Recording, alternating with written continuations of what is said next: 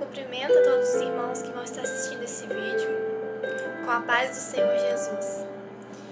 Hoje eu gostaria de meditar no livro de Isaías, no capítulo 59, versículo 1 e versículo 2.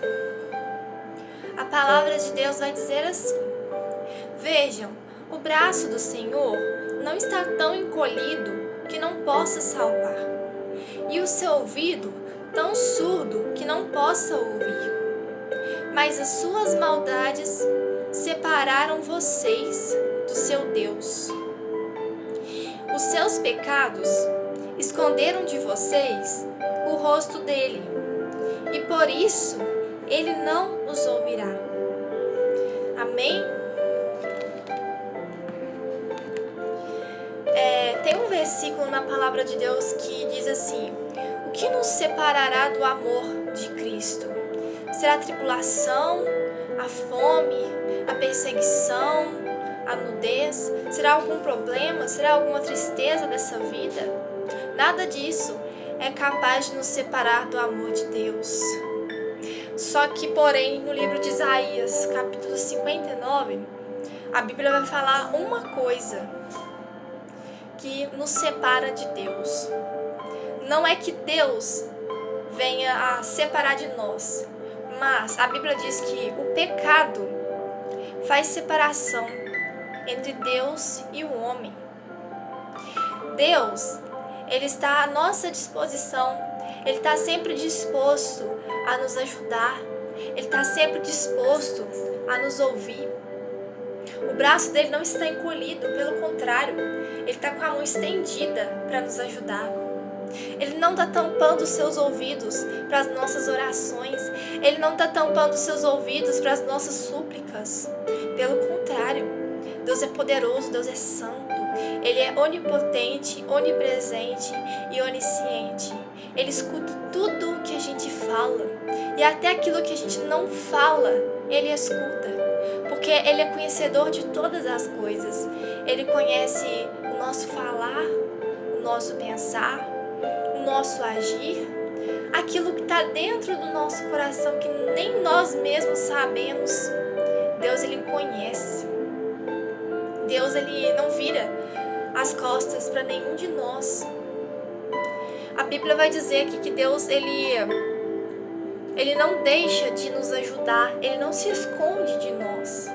Mas no versículo 2, a palavra de Deus vai dizer assim: mas as suas maldades separaram vocês do seu Deus, e os seus pecados esconderam de vocês o rosto dele, e por isso ele não os ouvirá.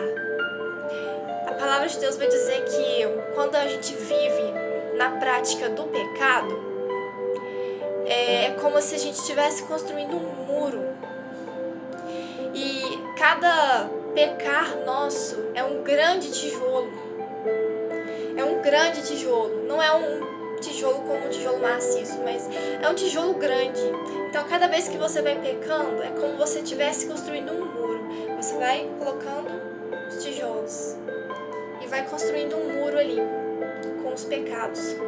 Cada vez que você vai pecando e não há arrependimento, cada vez que você vai pecando e continuando nessa prática, você está subindo esse muro, você está aumentando esse muro do pecado. E consequentemente, se antes você estava diante de Deus, se antes você conseguia ouvir Deus, se antes você enxergava Deus nos detalhes, Deus nas pessoas, se antes você conseguia sentir a presença de Deus, sentir que Ele estava perto, a partir do momento que você começa a viver uma vida na prática do pecado, espiritualmente e automaticamente você vai construindo um muro. Você mesmo vai construindo um muro com os pecados, com o viver no pecado. E esse muro, ele nos separa de Deus. Então você vai construindo um muro aqui, e ele vai só subindo, e depois você só vê o muro. Você não consegue enxergar mais Deus. E não é Deus que se escondeu, mas foi você mesmo que deixou seus pecados te cegarem. Porque esse muro, ele tampa a sua visão. Esse muro, que é o pecado, faz você enxergar somente o pecado, somente a maldade, somente as práticas pecaminosas, as coisas erradas. Então, quanto mais ele crescer na sua vida, meu amado, mais você vai ficar distante de Deus, mais separado de Deus você vai estar, menos a voz de Deus você vai ouvir, menos a presença de Deus você vai sentir, porque você mesmo está deixando com que o pecado te segue.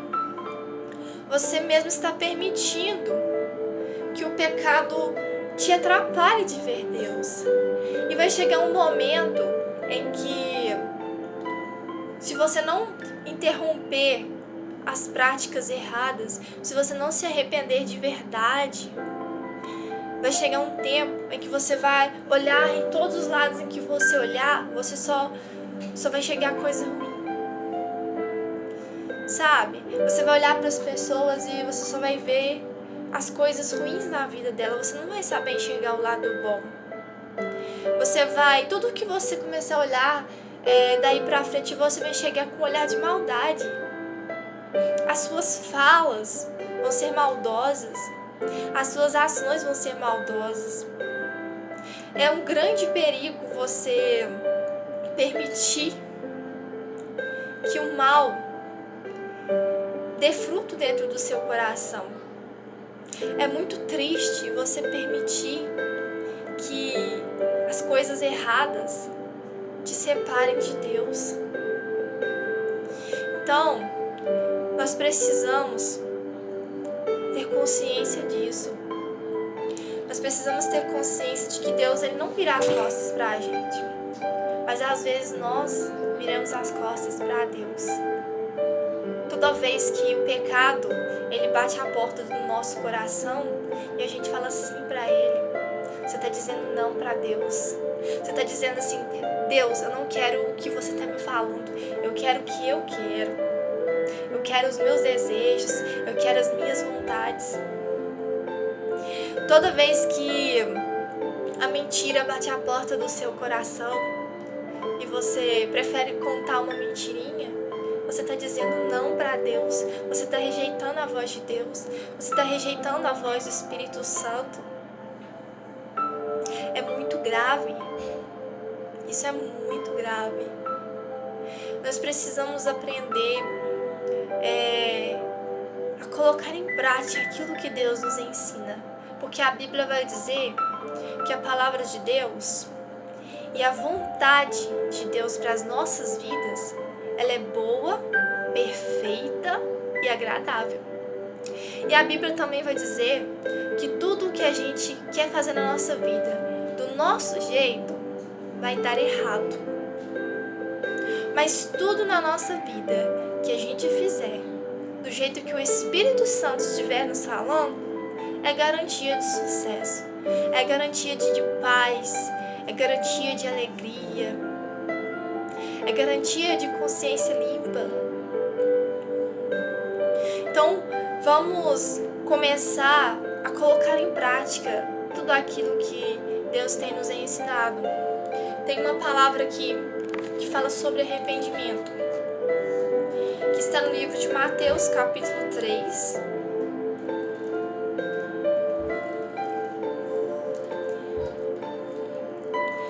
Que diz assim, eu vou ler apenas o versículo 8, que diz assim: deem fruto que mostre o arrependimento. Quem falou esta frase aqui na Bíblia foi João Batista, quando ele estava preparando o caminho para Jesus. Ele batizava as pessoas nas águas, simbolizando, quando você mergulha nas águas, simboliza a morte para este mundo. Você morreu para este mundo. E quando você levanta das águas e ressurge, você está nascendo uma nova vida com Deus. E quando ele falava isso, muitas pessoas iam até ele para serem batizadas. Só que se aproximaram dele pessoas Está escrito aqui: quando viu que muitos fariseus e saduceus vinham para onde ele estava batizando, disse-lhes: raça de víboras, quem lhes deu a ideia de fugir da ira que se aproxima? Deem fruto que mostre o arrependimento. Eram pessoas que elas se aproximavam para saber o que João Batista estava fazendo, que era o batismo. E talvez essas pessoas até queriam batizar. Porém, como João Batista ele era profeta, né? Ele sabia que eram pessoas que não haviam se arrependido de verdade. Que existe uma grande diferença quando você comete pecados e você se arrepende ou você sente remorso. Quando você sente remorso, talvez você vai confessar o pecado e você vai chorar, né? Você vai ficar triste por aquilo. Mas ao passar do tempo e dos dias, você vai praticando aquilo de novo. Então isso é um remorso, não é arrependimento. O arrependimento que está dizendo no versículo 8, deem fruto deste arrependimento, é o seguinte: é você confessar o seu pecado, se entristecer pelo seu pecado e mudar de vida, ter uma mudança de vida, começar a caminhar pelo que é certo, começar a fazer as coisas certas. Então isso é um arrependimento. Eu vou dar um exemplo que talvez fique bem fácil de entender. Vamos supor que vai um ladrão na sua casa e ele chega lá e rouba o seu celular. Aí no outro dia ele chega perto de você e fala: me perdoa, eu roubei seu celular, eu me arrependi. Aí você vai lá e perdoa, tudo bem. Aí passa no outro dia, ele entra na sua casa de novo e rouba a sua televisão. Aí chega no outro dia, ele te pede perdão. Aí você perdoa de novo. Aí passa no outro dia, ele vem na sua casa e te rouba um notebook. Aí chega no outro dia, ele vem te pedir perdão. Mas espera aí, se ele se arrependeu, por que ele está fazendo de novo? Vocês entendem qual que é a diferença do remorso para o arrependimento? A pessoa, quando ela se arrepende, ela muda de vida, ela não fica na prática errada, ela toma nojo de fazer o que é errado, ela toma nojo do mal. Nós precisamos dar fruto de arrependimento.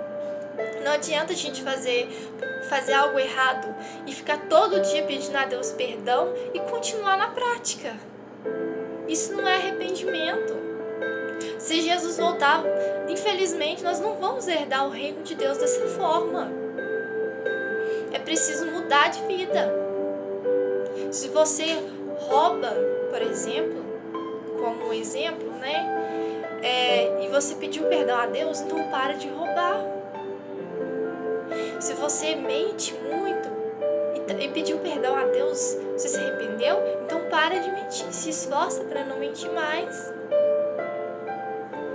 Né? Se você tem o costume de enganar as pessoas, fazer maldade, então se você se arrependeu, pede perdão a Deus e para com isso. Porque se você não parar, Deus não está nem recebendo. Deus não vai receber o seu pedido mentiroso de uma pessoa que pede perdão e continua na prática. Sabe o que acontece? Sabe qual que é a consequência disso? A consequência disso é a separação de Deus. Você vai viver numa vida pecaminosa e você fica cego. O pecado, ele te cega. O pecado te cega completamente. Chega um momento que você não enxerga Deus mais, você não escuta, você não sente a presença do Senhor. E para você quebrar esse muro de separação, não é fácil, é difícil, viu? Para construir ele é rapidinho, mas para você quebrar esse muro, essa cegueira espiritual, vou falar, não é fácil. Não deixe chegar neste ponto. A Bíblia vai falar de Adão e Eva, em Gênesis 3, quando eles desobedeceram a Deus, né? E surgiu o primeiro pecado, que é a desobediência ao Senhor. A Bíblia vai dizer que eles se esconderam de Deus. E quando Deus chamou, eles tiveram medo. Vocês entendem como que é triste o que o pecado faz na vida de uma pessoa? Você pode compreender como é triste você tá numa vida e você não conseguir falar com Deus porque tá com tanta vergonha, com tanto medo, com tanto peso. Você entende como que é a consequência de ficar longe de Deus? Ela é pesada. A pior coisa que existe nessa vida é você ficar sem a presença de Deus.